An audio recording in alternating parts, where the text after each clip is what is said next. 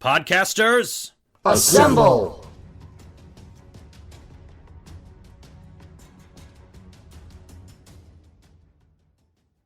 This is Katie from Tea Time with Katie and Chelsea. Hey, it's Tyler from Too Young for This Hit. This is Gabe from Every Marvel Movie Ever. This is Troytle Power from the Power Playthroughs podcast. Hey everyone, this is Becky, Troy's wife. This is Rich from the RPG Golden Years podcast. This is Kate from the Nerd of Paradise podcast. Hi, this is Arjuna Gonzalez from Thoughts from the Level Editor. Hi everyone, it's Rob here, your friendly neighborhood comic geek. This is Rob Lennon from the Ta Viren, a Wheel of Time podcast. And this is... Avengers Endgame. Avengers Endgame. Avengers Endgame. Avengers Endgame. Avengers Endgame. Endgame. Avengers Endgame. Avengers Endgame. Avengers Endgame. Endgame.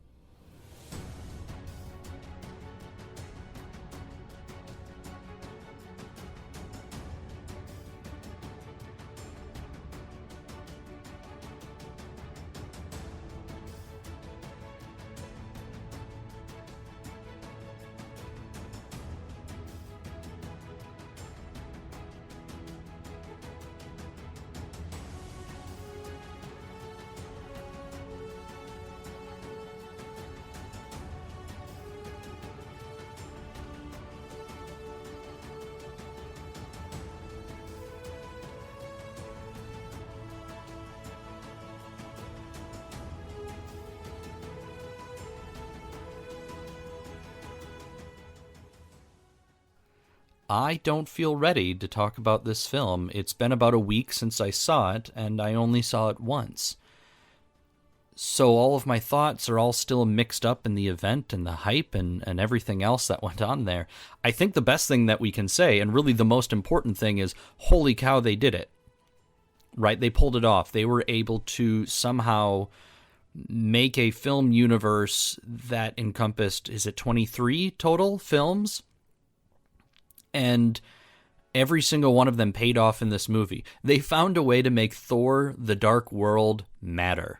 And I wonder if that was almost intentional because of the hate that Thor: The Dark World tends to get.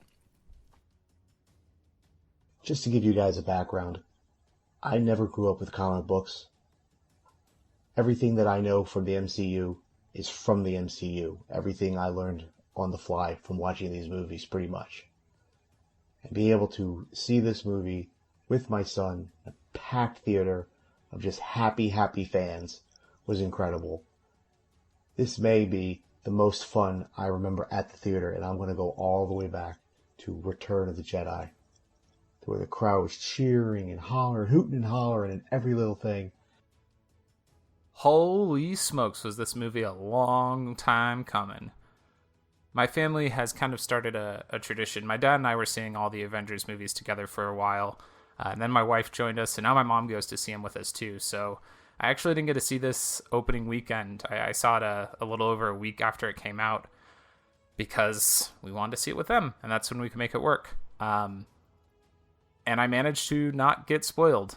And I'm so grateful to the people who I did talk to online for helping me avoid spoilers, because there's a lot to be spoiled in this one.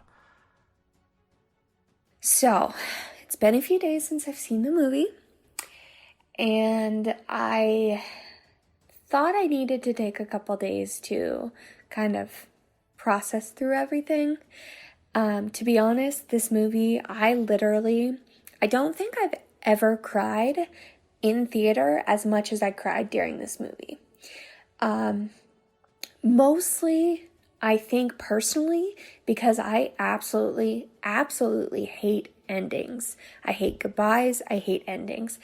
And knowing that this was sort of an ending, I think made it worse for me. But also, I'm pregnant, so I'm super hormonal. That might have something to do with it. So how do we discuss this film? We don't. We hug it out and we cry. That's what we do. We hug it out and we cry. I've heard other podcasts and there's people that are talking about what comes next, but it's really, you feel that their heart isn't actually in it. They're not actually curious what comes next. Like, they want to know, I guess. So they're curious, but their heart's not in it yet, because they're still dealing with this movie. They're still dealing with the emotions that are wrapped up in this movie. And of course, there's people that are casual fans of these films or just wanted to go see it because it was a big deal. And for them, it might have been an overly long, confusing superhero action movie where they didn't understand why people were clapping so much, or, those audible gasps from the audience as they're all trying to choke back tears because somebody says they want a cheeseburger, because somebody makes a veiled reference to something from a past film, because two characters are dancing together and they're like, oh, that's nice, but why are you sobbing into your popcorn? And it's just the emotional weight of everything that came back from this film.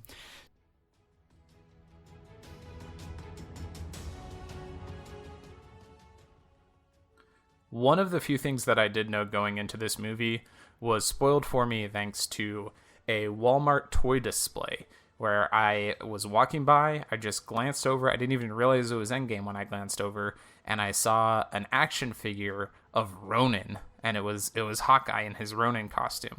And I haven't read a whole lot of comics where Clint becomes Ronin, but I knew enough to know that meant that things had gone really wrong.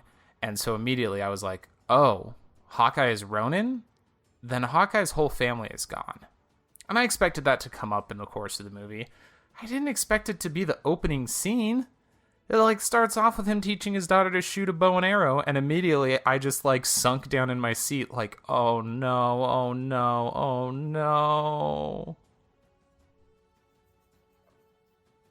Seeing his family get dusted set a tone immediately. It reminded us that yeah, you're here to see a Marvel movie, but don't forget where the last Marvel movie left off. Well, the last chronologically, because there's been two more since then.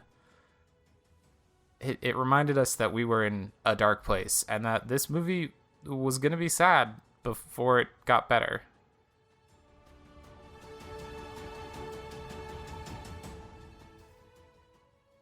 My favorite hero moment, this movie is almost entirely hero moments. If Infinity War was all action scenes, this was all hero moments. Captain Marvel coming in at the last minute, saving Iron Man and Nebula and bringing the space station back to Avengers HQ. That was the first moment to really stand out in my mind as a possible favorite hero moment. I guess I would honestly say Iron Man arriving back on Earth and just giving a whole heaping pile of shit to Captain America. Because I liked the, no, we're not friends just 'cause. I'm still angry at you. I called you after all of our difficulties. You said you'd be there and you weren't. Liar. And I lost the kid. The first thing he says, I lost the kid. And then he gets pissed off. And I loved that moment because it made sense and it showed that our characters are flawed. And, Captain America's immutable sense of hope that Tony Stark did not share, and seeing that they still had that sort of clash.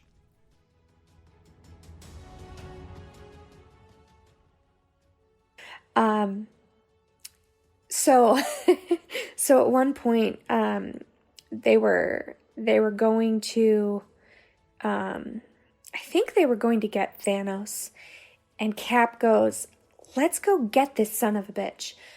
Or let's go kill the son of a bitch. I'm not sure which he actually said in the moment, but my response when he said that was, watch your language. Because it was Cap that said, watch your language. And it's just funny to hear him say son of a bitch. The Avengers find a beacon, an energy signature on a planet way out in space that matches the energy signature of the snap. And so they know it's that, hey, look, he's used the stones. This is 23 days post snapping, and they I guess maybe a little further than that. Tony comes back after 23 days. But they set off pretty quickly to go get Thanos. And it's a great scene. It's a fun little adventure. There's a great line where they go, "Who's never been to space?" And a couple people have to raise their hands. I think Rhodey and Nat, maybe? My favorite villain moment is at the very start, when Thanos reveals he destroyed the stones. The fact that the most bloodthirsty being in the entire universe had to destroy his sources of unlimited power so his plan could never be reversed, that's incredibly evil. Thanos is a man who knows how to cover his tracks. How did he know that they were going to be able to time travel?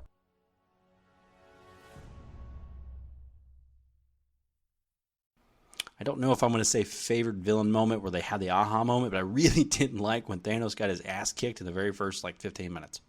Okay, gets his hand chopped off, and he gets his head chopped off. That was actually a pretty good epic moment. I was looking at that as it happened. I'm like, okay, so what is going to happen next? If they're just going to do that, is just credits going to roll for the next 3 hours, which would be a giant, crazy thing.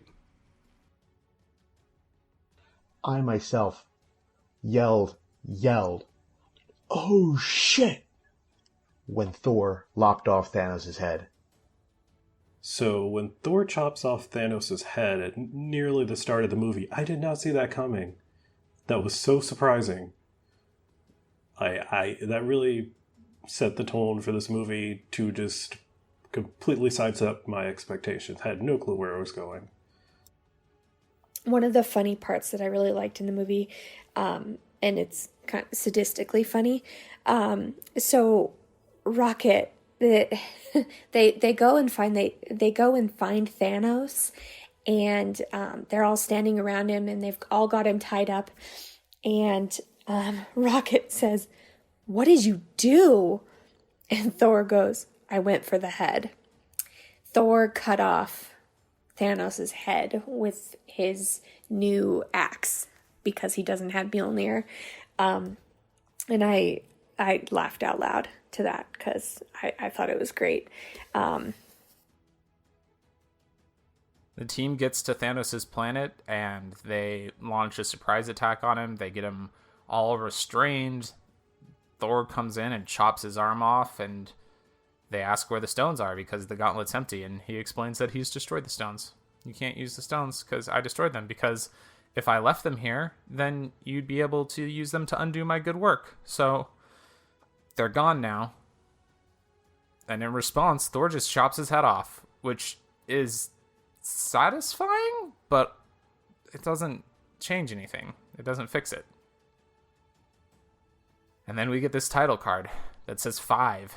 It just says 5 for a while. It says 5 years later.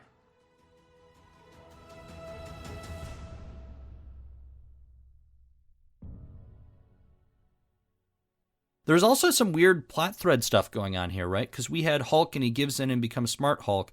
But like we've talked about previously, the Avengers films are the big event comics and we miss everything in between.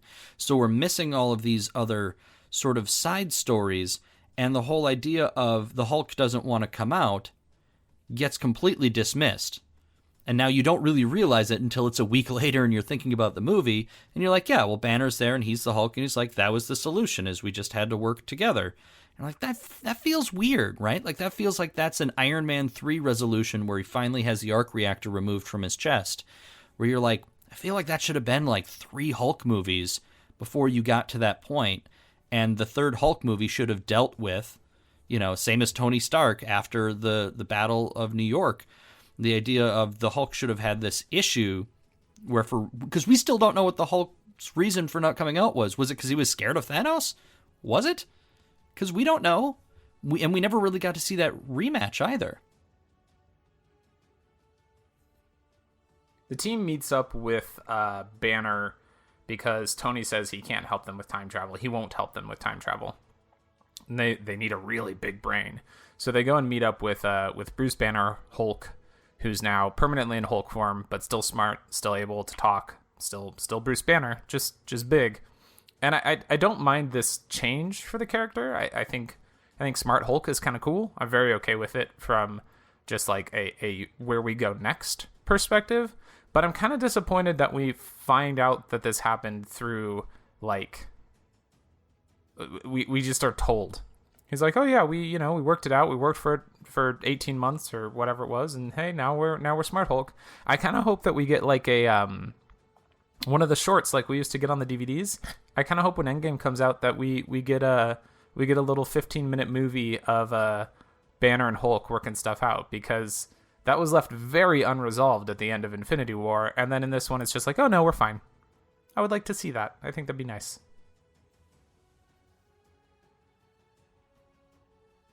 Seeing the weird Hulk Banner character for the first time, I don't know if this was ever done in the comics, but when I saw that, I thought, this is what Shrek was building up to this whole time.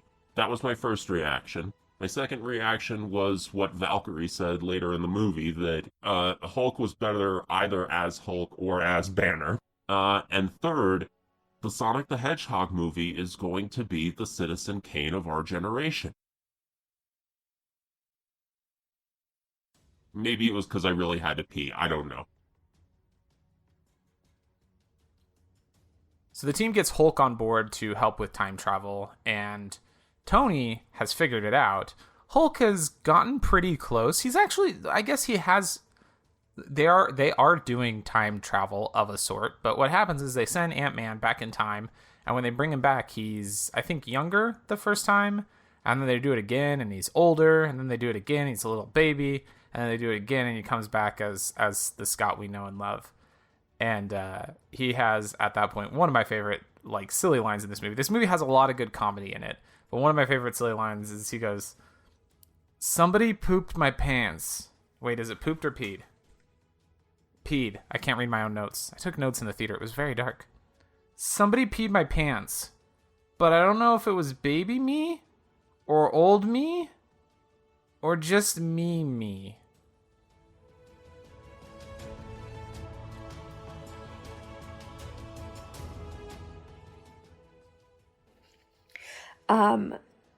Stark's daughter was so adorable. At one point she said, shit, she copied Stark. And it was really cute. I thought it was really cute to see him with a family and, doing the dad thing.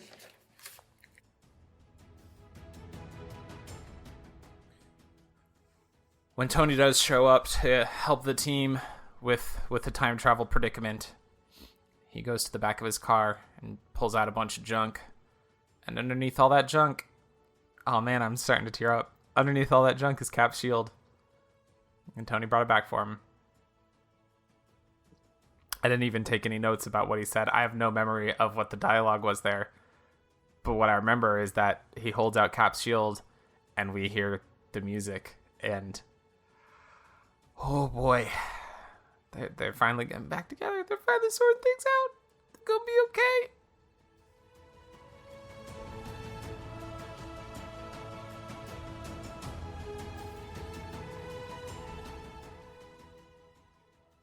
I would add that the time travel logic in this movie is some of the most convoluted of any action movie I've seen.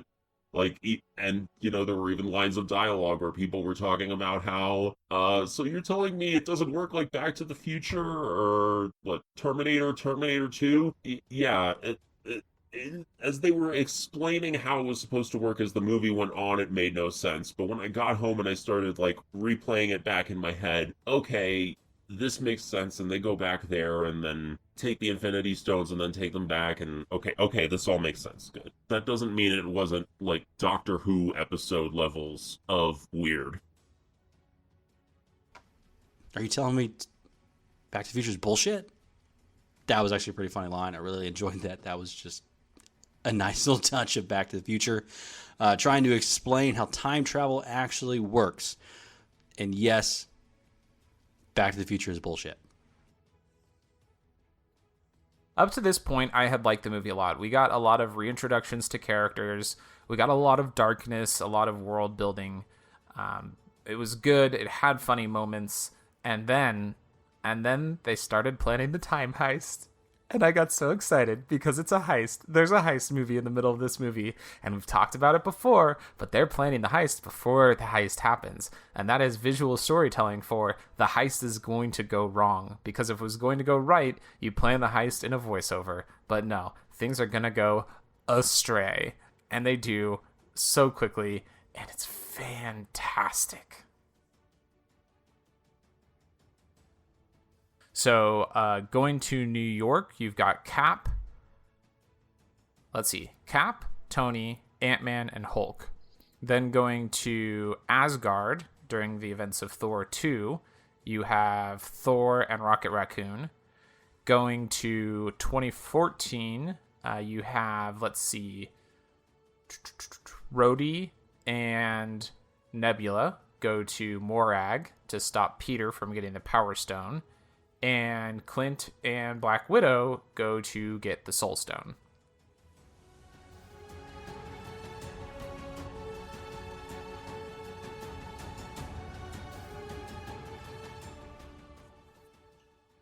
One of the first gags we get with the time travel is the New York team lands, and Hulk, the Hulk from 2012, goes smashing by and destroys just a bunch of stuff relentlessly. And so the team tells our Hulk, modern Hulk, that he might have to, smash some stuff to blend in. And we get smart Hulk just doing the dumbest impression of dumb Hulk, where it's just like, smash, boom, It's so silly, but it's great. It's fantastic. Favorite line. So this is another one where there's so many good lines in this. I really like the scene where Captain America is commenting on his own ass. Yeah, he's just like, that is America's ass. That's a good line. It's stupid. My favorite line of dialogue is probably the one where Iron Man, Captain America, and Ant-Man have gone back to New York in 2012. And Iron Man is watching the action at what is the end of the first Avengers movie. And, he says, Rogers, that suit did not do anything for your ass. And, Captain America chides him for that. And then Ant-Man says, don't worry, Captain. As far as I'm concerned, that's America's ass.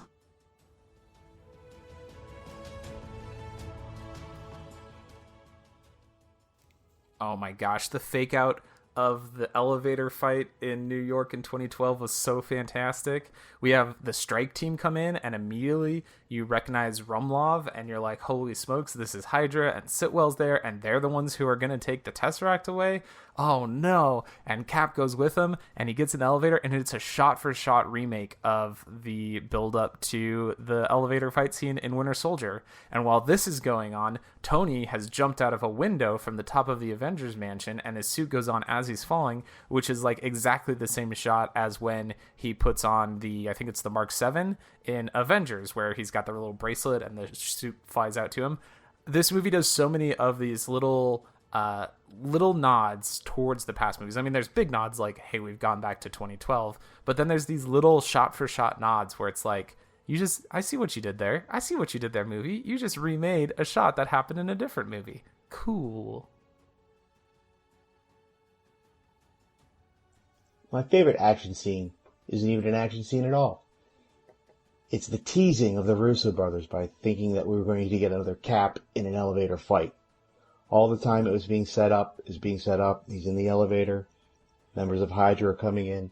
And I'm sitting in the theaters geeking out, saying out loud, Cap in an elevator, Cap in an elevator, we're going to have another Cap in an elevator fight. And he just, Hail Hydra. That's all the action he needed. My favorite line of dialogue for this movie is probably... So when they start doing the time traveling, right? And Cap, Iron Man, Ant-Man, and Hulk all go to 2012 to the setting of where the Avengers takes place, right? And Tony is with Ant-Man up in the penthouse, and he's staring at Captain America, and he starts commenting on his costume, and he says something along the lines of like, Cap, that costume does nothing for your ass. And he goes, it doesn't flatter you at all. And then you just hear Ant-Man he goes, what are you talking about? He goes, he looks amazing. He goes, as far as I'm concerned, that's America's ass. Which was so funny and amazing. And later on, we get this like scene where Cap has basically convinced the SHIELD agents. So this is before the Cap of 2012 knew that SHIELD was overtaken by Hydra. So current day Cap, that's from the future, gets into this elevator with all these SHIELD agents and convinces them to give him the scepter, which has the Mind Stone in it. And he was saying that like, oh, the director called me, he wants me to take this, and he's trying to convince them. And he leans down and says, it's okay, you'll understand. And he goes, Hail Hydra. And the look that they give him is amazing. And he just takes the scepter and walks away. And he ends up running into the worst person possible, which is himself, because we know Cap. And all you hear is Cap, like, future Cap goes, you gotta be shitting me. And you just see, like, it zooms in on 2012 Cap, and he goes, I have spotted Loki. And future Cap's like, no, dude, like, I'm not Loki. And they start fighting, and he knocks him down, and he gets back up. This is the 2012 Cap, and he goes, I can do this all day. And you just hear future Cap go, yeah, I know. The battle between 2012 and 2023 Steve Rogers. From Steve thinking it's Loki on the loose again, to the shields batting each other out of the air, and right down to the marvelous doubling effects they use for Chris Evans, this fight is hilarious, while still being tense. Stories where a hero fights a mirror version of themselves is always a blast, as you spend the whole time wondering if the win will go to the one with all the new tricks, or if the old methods will truly prevail and win the night. 2012 Steve, I can do this all day, followed immediately by 2023 Steve shrugging it off as overplayed, is a hilarious callback. And the end of the sequence, where future Steve utilizes knowledge that past Steve doesn't have, that being the revelation that Bucky is still out there somewhere, is such a smart tactic, and Steve's second callback that is simultaneously a call forward, his first being the infamous Hail Hydra in the elevator. And so they end up like fighting each other, and 2012 Cap gets the upper hand on future Cap, and the future Cap says Bucky is alive, and he lets him go. So they ends up knocking him out, or hitting him in the face so he can get away from him. And he grabs the scepter and knocks 2012 Cap out, and he flips him over, and he looks right at his butt, and he goes, oh, you're right, that is America's ass. So good, so funny. I love that Captain America is cussing so much more in this movie. It's really, really great. I have a comment in here about Ant-Man saying that's America's ass.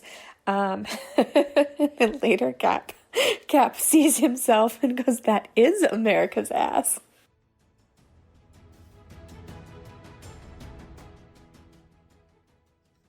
The time travel mechanics in this movie don't totally make sense to me, because you can't change the past. So things that happen in things that you do through time travel don't affect the future. So I don't know if that means it's branching timelines. I think that the long conversation they have about time travel mechanics in movies is basically a way for the movie to be like, hey, don't worry about time travel mechanics in movies. But I really want to know how they work, specifically for one reason, which is that Loki escaped. When they were in 2012, Loki managed to get away. And does that mean that in the present, did that like create a split where there's two Lokis and we get to see that Loki? Please bring Loki back, Marvel. I would like him to come back very much. Please. I think favorite villain moment would probably still be Loki, right? like, as weird as that is, and as much as I appreciated that it didn't seem like he ever attempted to steal the scenes that he was in. It never seemed like Tom Hiddleston was trying to grandstand as Loki, but he does anyway because people are so tied to that character. But I think it's him with the mouth guard on, just watching everything happening, and then slowly getting his hands on the Tesseract and disappearing, which maybe opens up a possibility, maybe doesn't if Cap goes back and puts the Tesseract back. It's a whole very confusing thing, like any time travel film.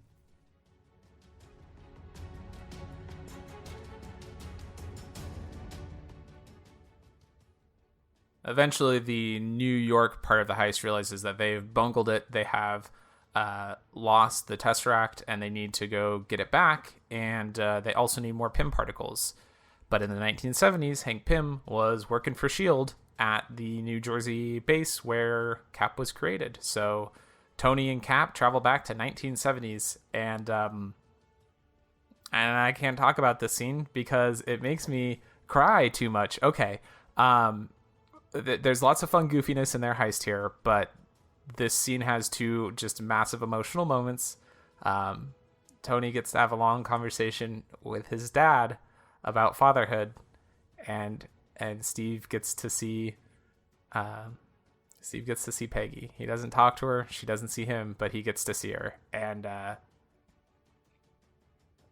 think he knew then what he was going to do at the end of the movie.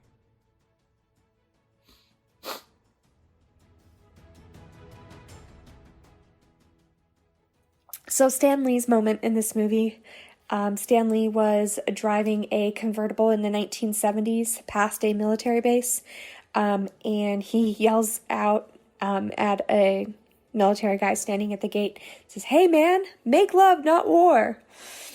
I really wish they would have done more with Stan Lee in this movie, and I mean, I get that he's gone, but you know, I feel like the whole little thing they did in Captain Marvel of the just all the clips of Stan and like the whole intro, I expected them to do something at the beginning or the end of this movie to kind of, you know, say thanks, Stan Lee, and they didn't. So I was a little disappointed with that. But overall, I really enjoyed doing my Stan Lee moments, and sad. Sad to know that's the last one.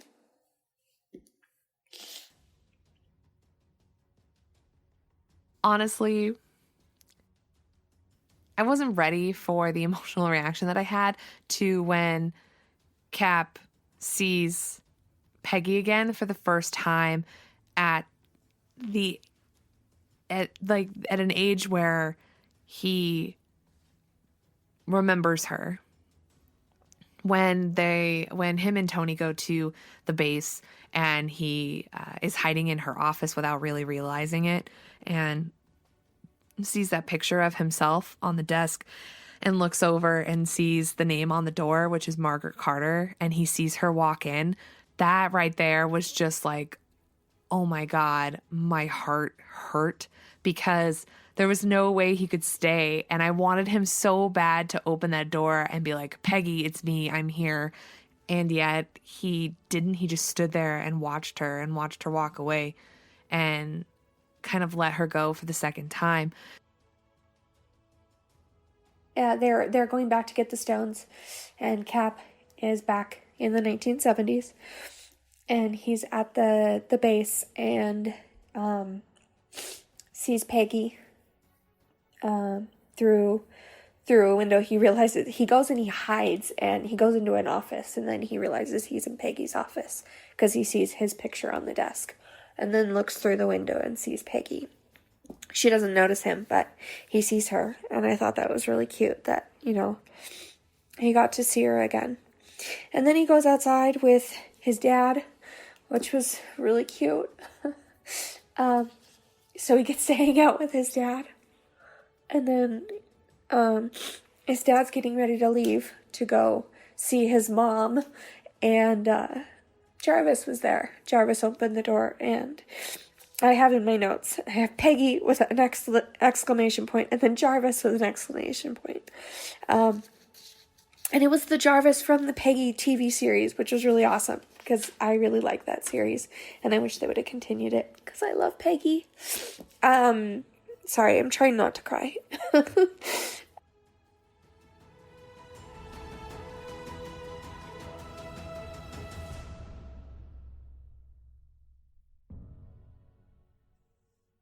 When Nebula and Rhodey are discussing the plan, the Nebula of 2014 suddenly connects to our Nebula's Wi-Fi network or something, and reveals to Thanos that the team is there. And when I was watching the movie, I thought she did it on purpose. I was like, oh, Nebula, you've betrayed us, but you had so much growth. But don't worry, it's okay. She didn't do it on purpose. It was all accidental, but it puts the whole rest of the movie into motion. Thanos, so with Thanos, he is a lot more intelligent than people really give him credit for, as it seems like. He has this absurd obsession with thinking that what he's doing by getting rid of half of the planet is doing the right thing, that he's just insane. His single-mindedness towards that end goal is just ridiculous, and he can't see any other side than what he's going for. But the thing is that he also is very smart in certain ways, and that he notices immediately that there's something not right going on with Nebula, and decides to, I mean, he does torture his own daughter. I mean, she's not his real daughter, but like, he considers her his family, and he, you know, hooks her up to that machine and decides to comb through her memories, realizing that there's a second Nebula, that because there's a second Nebula attached to her network, that he can see everything, and that he basically realizes that he doesn't have to work as hard, that all the stones are going to come to him, and that he has this massive army that he can use to step forward into like our time, and manipulating Nebula into making sure that she helps him, because she is afraid of him, even though Gamora and like present day Nebula, like what Nebula becomes, tries to convince her otherwise, and yet she's so single-minded that she will do whatever Thanos wants, because Thanos has convinced her that the only way, the right way, is how he thinks. And it takes a long time, you know, for Nebula to have that character growth and move on outside of believing that what Thanos is doing is the right thing.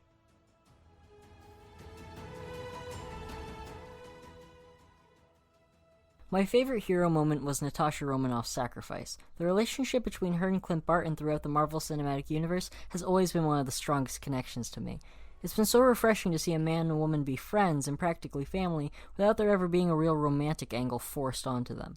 In Age of Ultron, it's shown that the Barton family loves and includes Natasha like one of their own, so in a moment where one of them has to die for the sake of the restoration of the universe, all of the emotions and motivation behind that moment are so heartbreaking.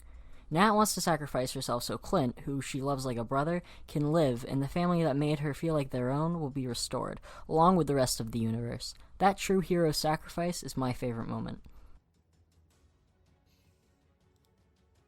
In Infinity War, the explanation for the Soul Stone is you have to sacrifice that which you love most in order for you to obtain the stone.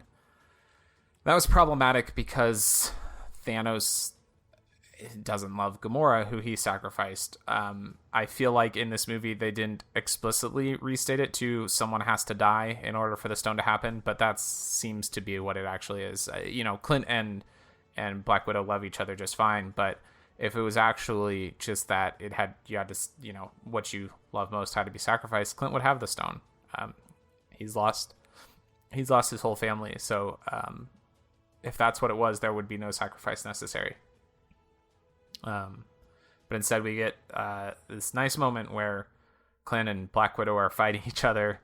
We get a call back to the spy fight from the first Avengers movie, where they're fighting each other over who gets to sacrifice themselves for the stone, and it's a sad end. It's not an end that makes me happy for Black Widow's character, but it's a worthy end, I think, because Clint is like her best friend, and she sacrificed herself so that he could be with his family. I think he should have done it. He's gone super dark. He's done so many bad things recently. Clint, you probably should have done it, but I'm okay with how Nat's story ends here. I'm not okay with the fact that they seem to move on from this way too quickly when they get back. I wish that the funeral at the end of the movie had been for both Tony and Nat. Spoilers, if you haven't seen the movie and you're listening to this podcast for some reason, oops. Yeah, Tony's there's gonna be a funeral.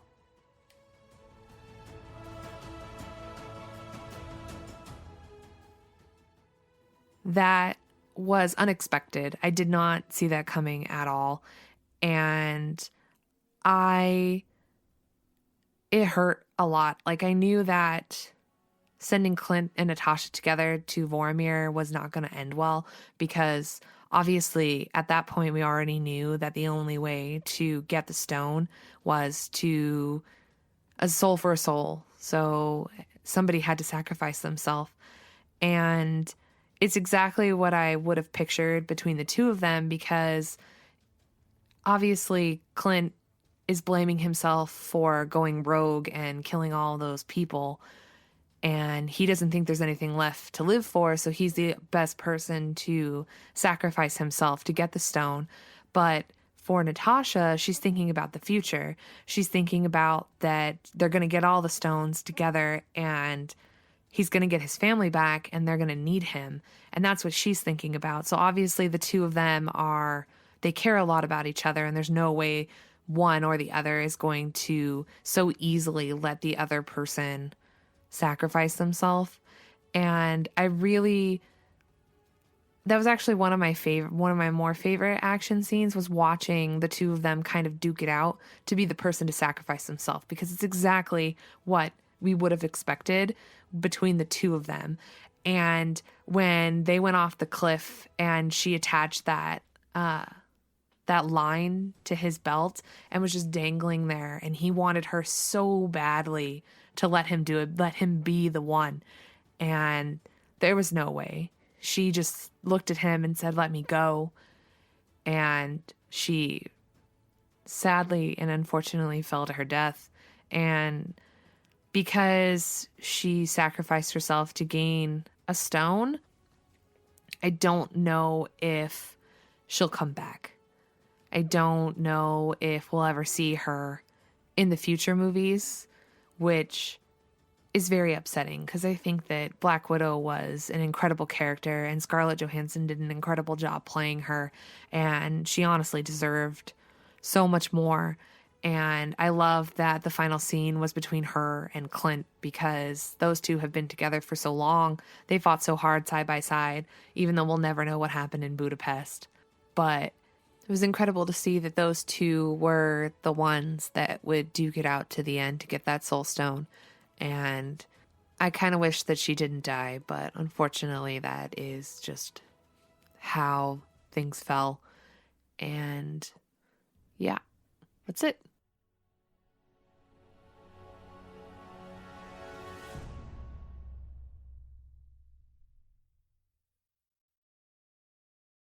I like that we got the resolutions from the characters that we did. I thought they were fine. I think it should have been Hawkeye and not Black Widow. I think it would have made more sense for Hawkeye to go away. I think Black Widow made up for her past crimes, the red in her ledger, by being an Avenger. And I think Hawkeye could have used this opportunity to redeem himself for basically turning into the Punisher for a while. So my favorite hero moment is a scene that a lot of people didn't like. It's the fight with Hawkeye and Black Widow to see who gets to die for the Soul Stone. And I'm not that invested in Hawkeye's character, but I am really invested in their relationship. So I kind of saw this coming from far away when they sent those two to go get the Soul Stone. You know, like, one of them has to be sacrificed. And, you know, I'm hoping that they're going to, like, come up with another solution, but I kind of like the fact that there wasn't another solution. And the fight between them was really exciting, because they flipped back and forth, like, who's going to be the one. And, yeah, it was very heartfelt. The only thing I didn't like about it is it's not really a problem with that scene. It's how they don't give Black Widow the same kind of celebration they give Tony Stark at the end of the movie. I feel like they should have just tied both of theirs together. I get like they don't have time to mourn her that much before the final fight, but that would have been a perfect way to send her out. She's been there. She's been a part of the Avengers for almost as long as Tony Stark. So, yeah. All right, my favorite action scene, it's the fight between Black Widow and Hawkeye. Like, they know that one of them has to go over the cliff in order to get the Soul Stone, and yeah, they've been through so much over the past bunch of movies, and it is a hell of a scene to watch them beat each other up over who has to give up their life in order to get the Soul Stone. Especially with that ending where both Hawkeye and Black Widow go over the cliff, but Hawkeye shoots an arrow up there and he's dangling, and Black Widow has to let go and be the one to die. Otherwise, they both fall over and neither one gets the Soul Stone. Yeah.